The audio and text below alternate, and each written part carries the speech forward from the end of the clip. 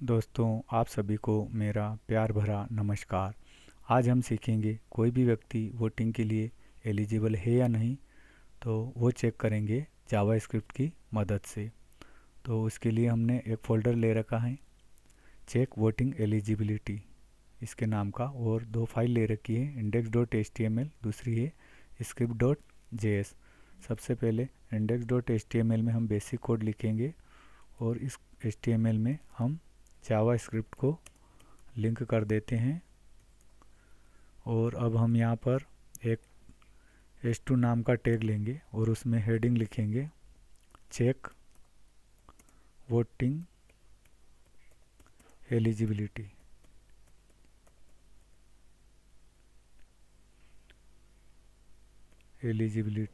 इस तरीके से।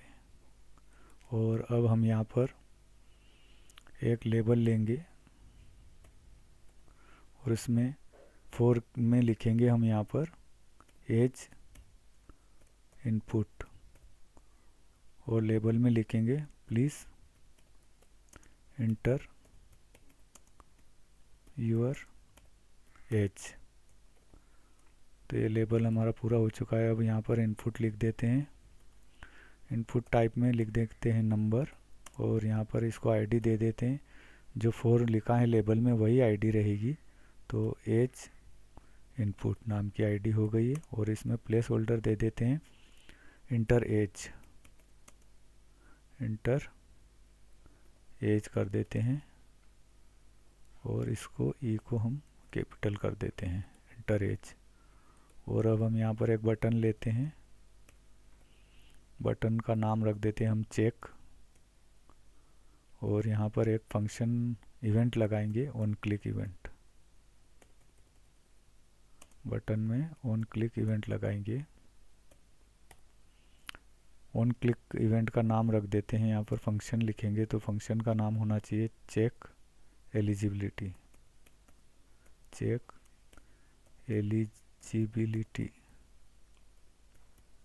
एलिजिबिलिटी ये हमने फंक्शन का नाम भी रख दिया है।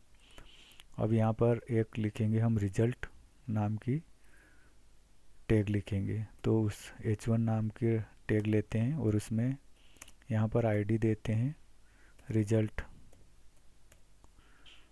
और अब हम इसको यहाँ पर एक div लेना था हमें, इन सबको div में करना है। यहाँ पर इसको सिलेक्ट कर लेते हैं, कट करेंगे, यहाँ पर लिख देते हैं। इन सबको हम यहाँ पर सिलेक्ट कर लेते हैं अल्टर और शिफ्ट के थ्रू, और फिर से हम इसको थोड़ा साइड में कर देते हैं इंटर दबाते तो। और इसको हम यहाँ पर स्टाइल कर देते हैं टेक्स्ट अलाइन सेंटर, और इस h2 को भी हम स्टाइल कर देते हैं टेक्स्ट अलाइन सेंटर। और अब हम देख लेते हैं इसको लाइव करके यहाँ पर किस तरीके से ये शो हो रहा है। तो ये इस तरीके से शो हो रहा है। सभी हमारे ये हेडिंग और बटन इनपुट सभी सेंटर में आ चुके हैं। बाकी का काम हम जावास्क्रिप्ट की मदद से करते हैं। उसके लिए बटन पर जो हम फंक्शन करेंगे, इसको हम कॉपी कर लेते हैं फंक्शन के नाम को, और यहाँ पर एक फंक्शन बनाएंगे। अब हम फंक्शन का नाम वही पेस्ट कर देते हैं, और इसमें हम आईडी को सिलेक्ट करेंगे, document dot gate element by ID कर देते हैं। और इसमें आईडी का नाम हमारा क्या है, जो इनपुट में लिख रखा है ये वाला, तो इसको कॉपी कर लेते हैं और यहाँ पर पेस्ट कर देते हैं, डॉट वैल्यू लिख देते हैं। तो जो भी वैल्यू इनपुट में आएगी वो अब हम इसको वेरिएबल में स्टोर कर लेते हैं। तो लेट एज इक्वल टू कर देते हैं। इस तरीके से जो भी इनपुट में एज आएगी वो इसमें एज नाम का ये हमने जो बनाया है वेरिएबल इसमें स्टोर हो जाएगी। अब इसको हम सिलेक्ट कर लेते हैं, अल्टर शिफ्ट करते हैं, फिर डाउन करते हैं, और यहाँ पर दूसरे वेरिएबल का नाम हम चेंज कर लेते हैं। इसका नाम लिख देते हैं रिजल्ट, और यहाँ पर रिजल्ट वाली जो टैग है उसकी आईडी को हम यहाँ पर कॉपी करेंगे और यहाँ पर इसमें पेस्ट कर देंगे और यहाँ इसकी वैल्यू की ज़रूरत नहीं है, इसलिए इसको हटा देते हैं। तो ये दोनों हमारे एज और रिज़ल्ट इनमें स्टोर हो चुके हैं। अब हम यहाँ पर एक कंडीशन लगाएंगे इफ़, और उस कंडीशन में ये वाली एज को हम यहाँ पर से कॉपी कर लेते हैं और अगर एज खाली किसी ने इंटर नहीं की और खाली छोड़ दी है तो उसको रिज़ल्ट में क्या दिखेगा, तो उसके लिए हम यहाँ से रिज़ल्ट को फिर से कॉपी करेंगे और डॉट लगाएंगे, इनर HTML करेंगे इज इक्वल टू, उसको क्या मैसेज शो होगा वो मैसेज यहाँ से हम कॉपी कर लेते हैं, प्लीज़ इंटर योर एज। तो यहाँ पर फिर से पेस्ट कर देते हैं। तो ये अगर अब हम इसको लाइव देख लेते हैं, यहाँ पर बटन दबाएंगे, अगर कुछ भी इंटर नहीं किया तो ये इस तरीके से हमारा फंक्शन काम कर रहा है।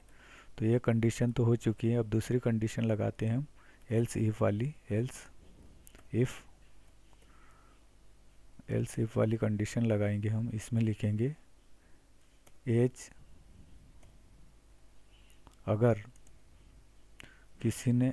एज कम है या बराबर है 18 के तो क्या मैसेज देंगे हम, उसके लिए रिज़ल्ट में ये हम जो मैसेज देंगे इसको कॉपी कर लेते हैं और यहाँ पर पेस्ट कर देते हैं। और अगर 18 से ऊपर हैं तो यू आर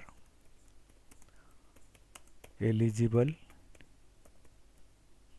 टू वोट, इस तरीके से उसको मैसेज जाना चाहिए। और अगर 18 से कम है तो फिर किसका मैसेज जाएगा, इसके लिए फिर से हम यहाँ पर एल्स कंडीशन लगा देते हैं। और अगर 18 से कम होगा तो यू आर नॉट एलिजिबल लिख देते हैं यहाँ पर टू वोट। इस तरीके से अगर एज खाली छोड़ दी उसने तो प्लीज़ इंटर योर एज आ जाना चाहिए, और 18 या 18 से ऊपर लिखा है तो यू आर एलिजिबल आना चाहिए टू वोट, और अगर 18 से कम लिखा है तो you are not eligible to vote. तो ये हमारा जावास्क्रिप्ट का काम पूरा हो चुका है। अब हम लाइव देख लेते हैं इसको।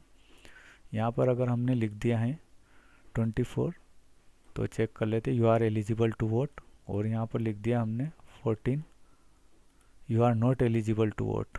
अगर हमने यहाँ लिख दिया 19 तो भी बताएगा you are eligible to vote, और यहाँ पर हमने लिख दिया है 15 तो क्या आएगा, you are not eligible to vote. और अगर हमने 18 भी लिखा तो क्या है देखते हैं, you are eligible to vote. तो इस तरीके से इफ़ एल्स की कंडीशन लगाकर हमने वोटिंग की एलिजिबिलिटी चेक की है।